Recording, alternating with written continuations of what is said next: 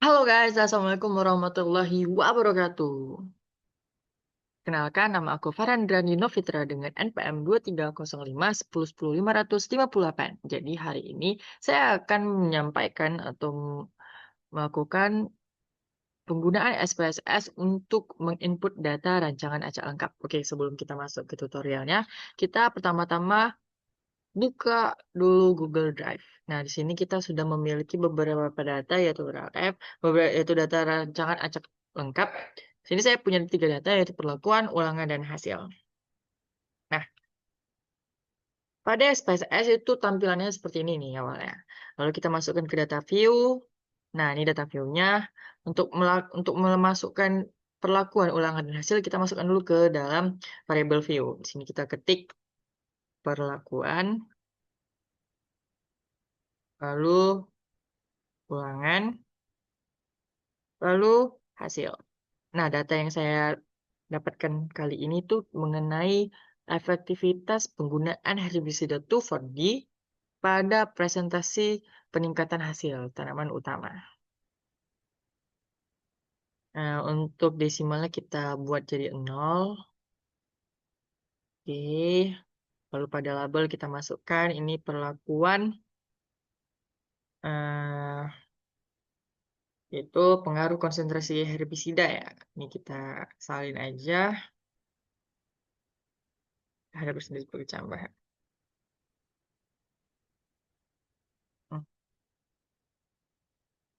Oke, lalu ini adalah ulangan dari setiap percobaan.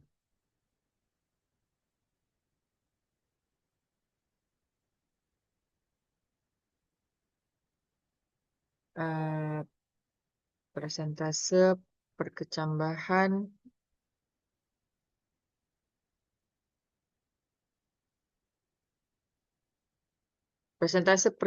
benih ya, karena ini kita hasilnya itu untuk melihat bagaimana presentasi perkecambahan pada benih. Apabila gunakan H2O4D pada gulma di setiap tanaman kedelai. Apakah berpengaruh atau enggak deh guys. Oke, selanjutnya adalah kita masuk ke value. Ini value.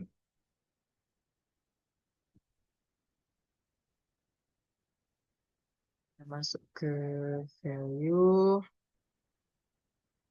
Di sini karena kita ada 5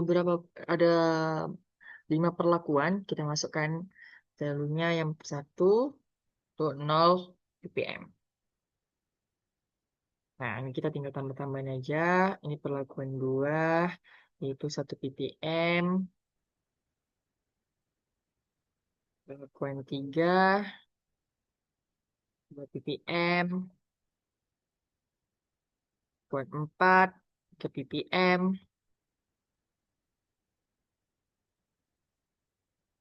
Perlakuan 5, 4 ppm.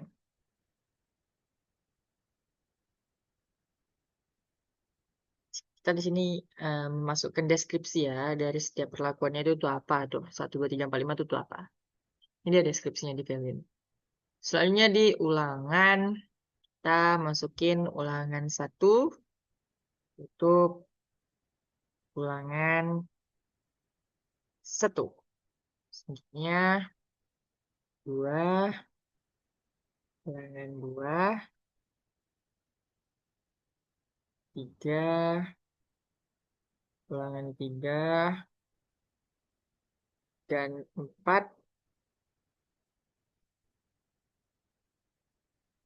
ulangan keempat. Jadi pada perlakuan kali ini kita melakukan 4 ulangan dari setiap perlakuan, guys.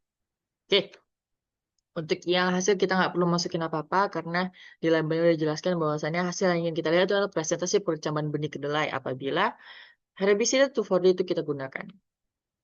Seperti yang kita tahu juga herbisida itu hanya berlaku pada gulma dan tidak berlaku pada tanaman utama. Namun mungkin ada beberapa hal yang bisa mempengaruhi ini dari hasil perkecambahan benihnya apabila terkena herbisida 2,4-D secara langsung. Karena kita sudah melakukan pengumpulan data, Karena kita sudah memasukkan variable view, kita masukkan data view-nya dengan cara Google Drive. Kita salin saja sampai sini. Oke, di sini. Karena ini perlakuan, kita masuk ke perlakuan. Oke, ini error ya. Lihat lagi. Nah, ini udah ada. Kalau misalnya ada error, dia harus diulangi lagi sekali lagi, guys, biar dia bisa. Tuh, untuk ulangan. Masukkan lagi. Kita salin. Jeng. Yap. Masukkan ke sini. Oke. Dan kita masukkan hasilnya.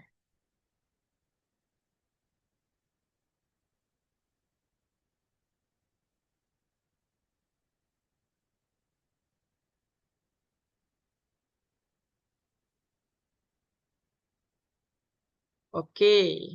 Ini hasilnya udah masuk, ulangannya udah masuk, dan perlakuannya udah masuk. Selanjutnya di variable view kita juga udah masukin. Selanjutnya kita masuk ke proses analyze untuk melakukan uji rancangan acak lengkapnya menggunakan SPSS. Di sini kita menggunakan general linear model, lalu PG univariate. Nah, di sini kita ada 3 yang bisa kita masukkan. Namun pada dependent variable kita cukup memasukkan hasilnya saja. Kita masukkan hasilnya saja. Lalu pada fixed factor kita masukkan pengaruh konsentrasi yaitu sebagai perlakuan. Karena kita rancangan acak lengkap, kita tidak perlu memasukkan ulangan. Jadi cukup perlakuannya saja. Lalu kita pijit model. Di sini kita pijit custom, lalu perlakuannya kita masukkan.